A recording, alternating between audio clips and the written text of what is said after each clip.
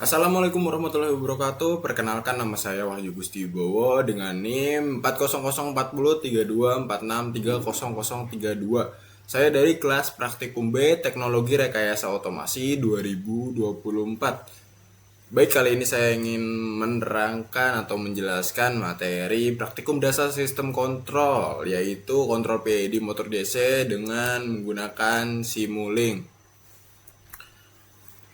Pertama, di sini kita akan membahas tentang pengertian apa itu PWM. PWM plus weight modulation adalah teknik pengaturan daya pada beban listrik menggunakan sinyal digital berbentuk pulsa. PWM ini tegangan yang diberikan kepada beban tidak diubah secara analog, tapi diubah dengan memvariasikan lebar pulsa dari sinyal analog tersebut, sementara amplitude tegangan akan tetap konstan.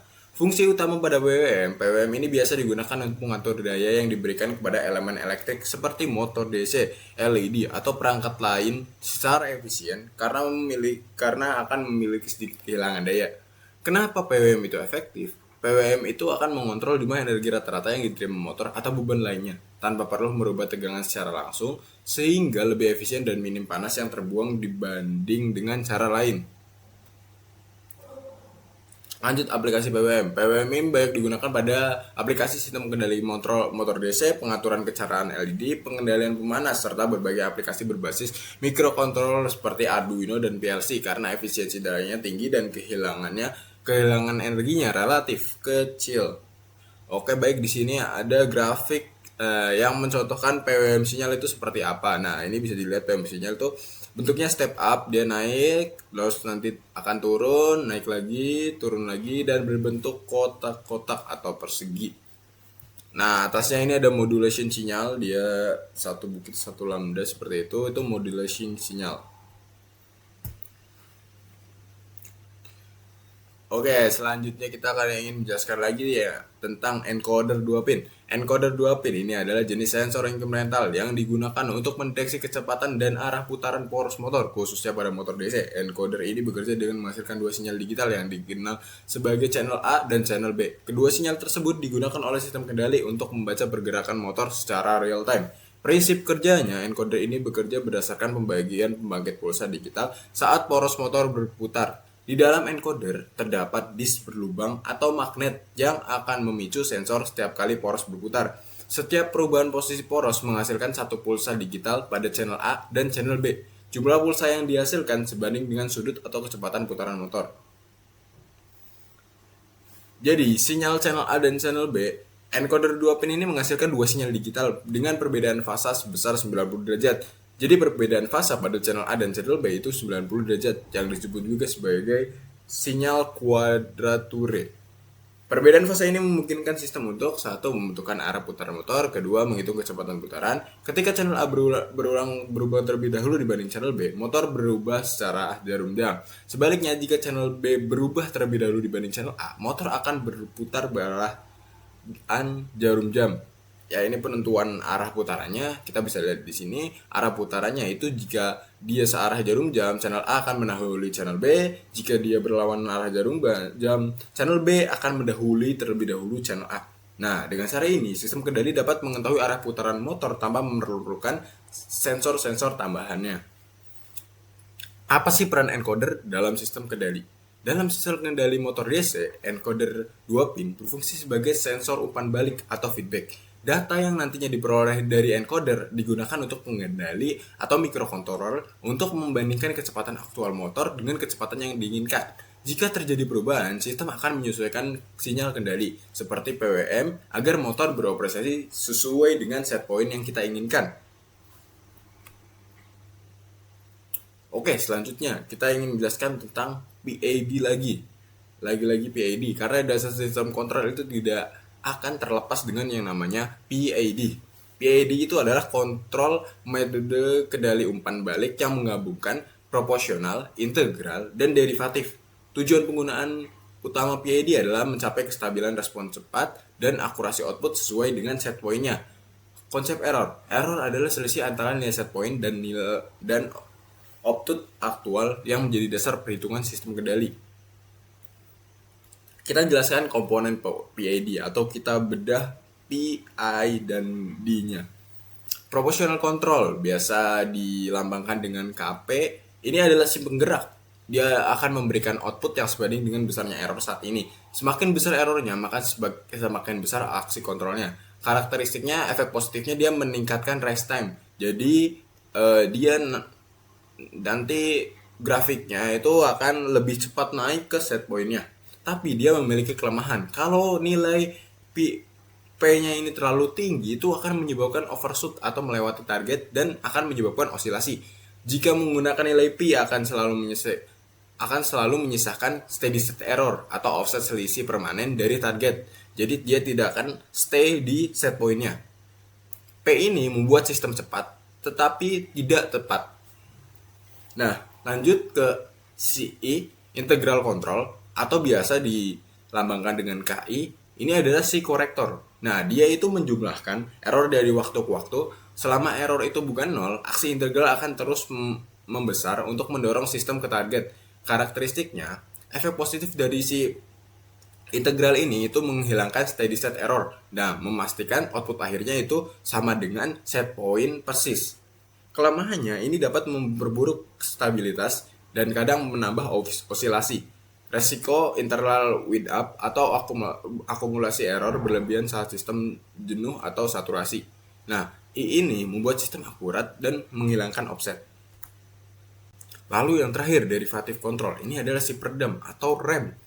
Nah, ketika melihat laju perubahan error, jika perubahan terlalu cepat, dia ini akan memberikan aksi berupa pengereman untuk mencegah lonjakan. Karakteristiknya, efek positifnya, dia itu mengurangi overshoot dan setting time, waktu untuk stabil.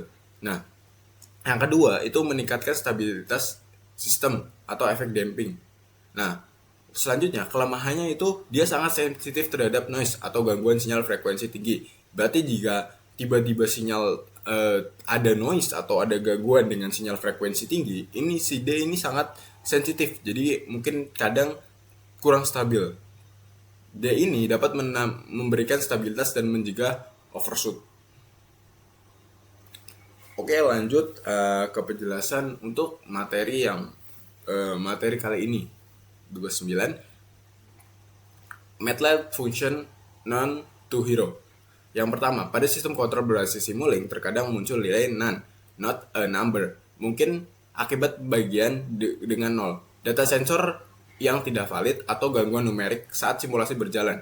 Nilai none dapat menyebabkan simulasi berhenti atau menghasilkan keluaran yang tidak dapat dianalisis. Untuk mengatasi hal tersebut digunakan blok MATLAB function yang berfungsi mengubah nilai none menjadi nol, none to zero.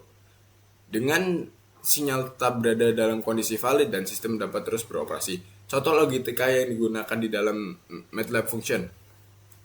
If none, U, Y sama dengan 0, else, Y sama dengan U, N. Nah, ini itu if else yang bisa kita gunakan agar tidak muncul not a number. Nah, penggunaan blok ini memastikan bahwa sinyal masuk ke dalam sinyal kontrol, misalnya PID atau PWM, tidak mengandung nilai tidak valid sehingga meningkatkan stabilitas dan keandalan simulasi.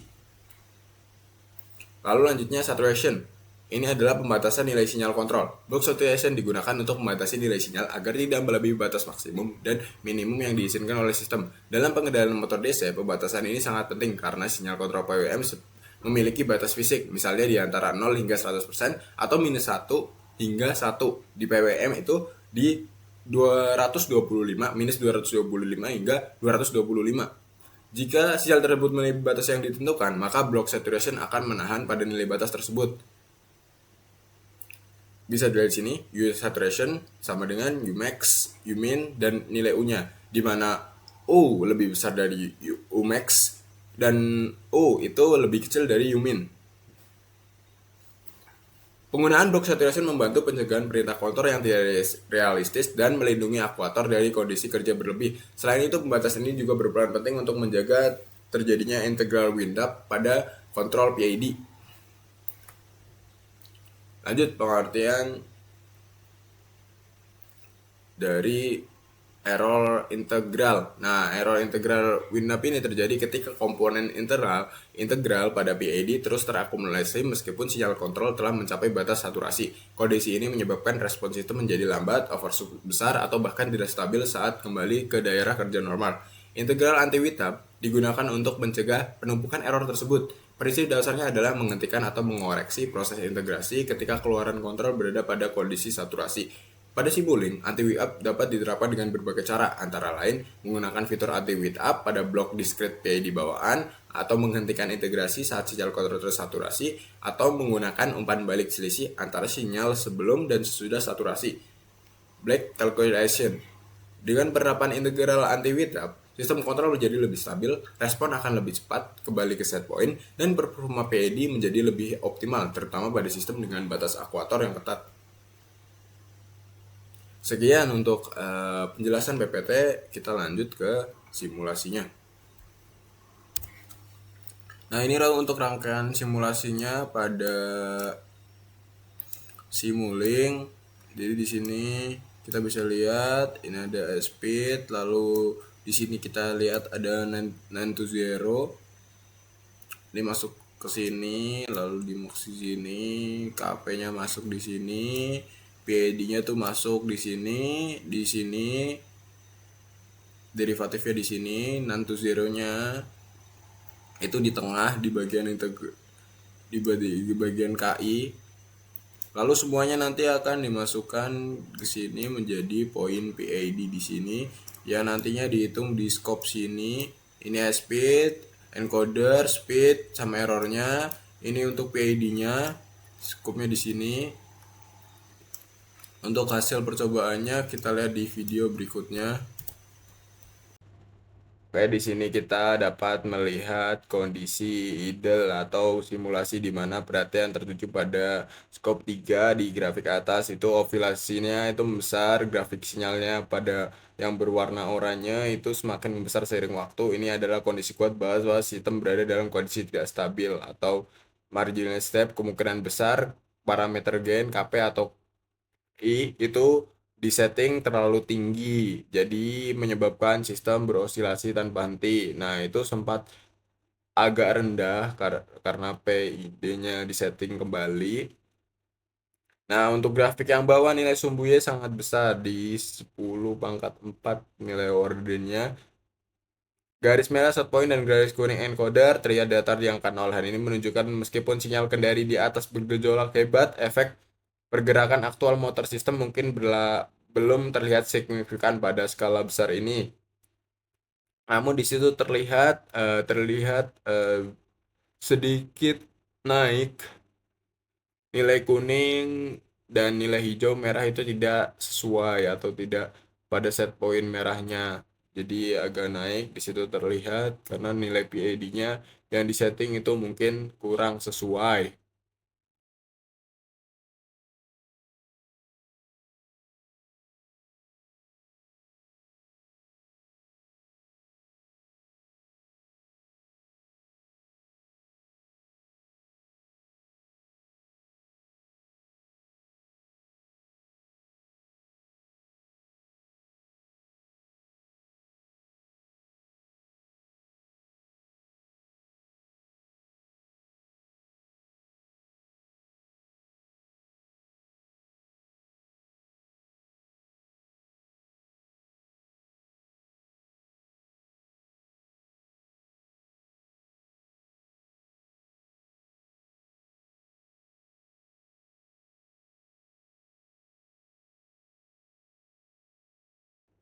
Nah, lanjut ini penjelasan untuk menambahkan function none to zero ditambahkan di command window dan kita tambahkan until atau kita tambahkan file baru atau editornya. Setelah itu masukkan function y sama dengan none to zero underscore none to zero,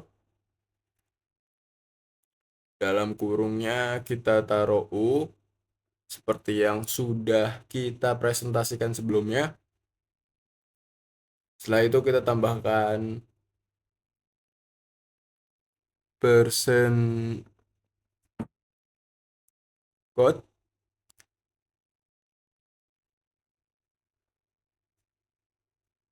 Kita tambahkan persen code gain.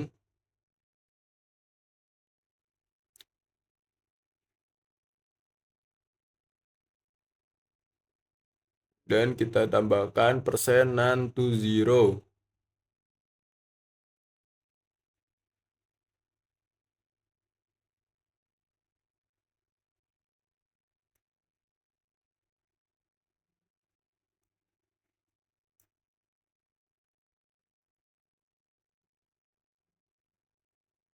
Nah, persen none to zero ini yang nantinya akan mengubah nilai none menjadi 0.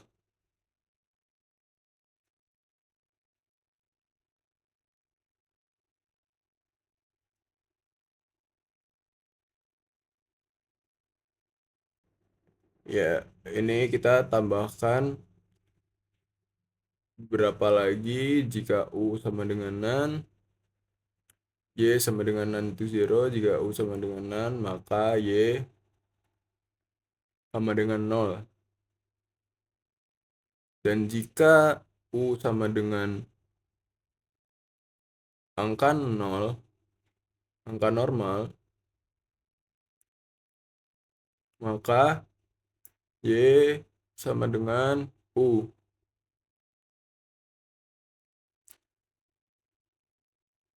Nah, kita tambahkan kodenya di sini seperti yang kita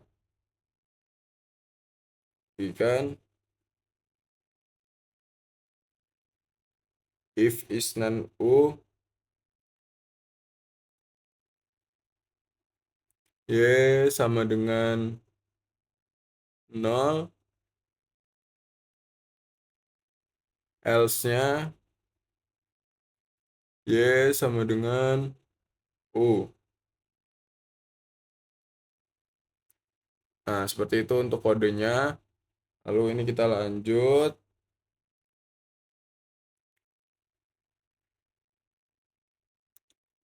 Analisis gambar duanya. Di sini terlihat ketika slidernya digeser turun, garis kuningnya akan berusaha mengikuti perubahan tersebut. Namun ada keterlambatan atau derivatifnya. Garis datar biru saat error membesar, controller menyatakan hasil maksimal menyentuh garis bawah biru rata. Ini disebut saturation. Artinya controller meminta tegangan lebih dari yang diberikan dari hardware. Garis gelombang hijau sangat besar dan bergigi tajam. Ini menunjukkan adanya noise frekuensi tinggi atau nilai derivatif yang terlalu sensitif. Setelah itu ada limit cycle dan instability system. Osilasi sustain di scope 3 bawah itu grafik hijau terjadi osilasi gelombang sinus yang konsisten dan berulang-ulang dari ini bukan sekedar noise melainkan limit cycle oscillation. Kemungkinan besar P-nya diatur terlalu tinggi di sini. Kita bisa lihat ketika P-nya diatur 0 itu dia kembali ke set point-nya. Nah, setelah dinaikkan bertahap nilai scope bawahnya itu terjadi perubahan yang kita bisa lihat bersama.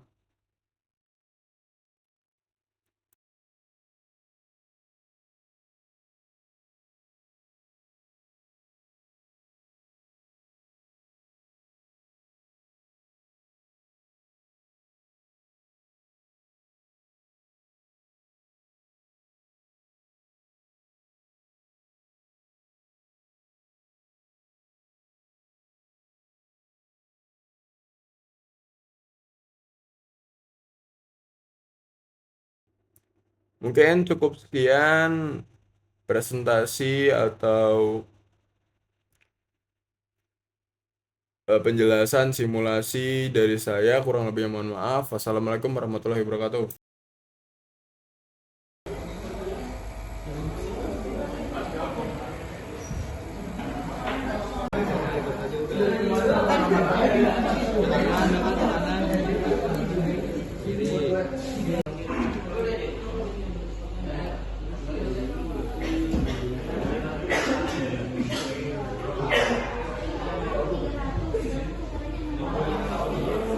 Nilai errornya sekarang dia ngikutin atas, Cok. Nggak ngikutin yang coding. Iya nggak sih? Ya, Iya kan? beliau akan Ini encoder value-nya bakal ngikutin nilai errornya. Gitu kan biasanya kan? ya karena bisa plus minus.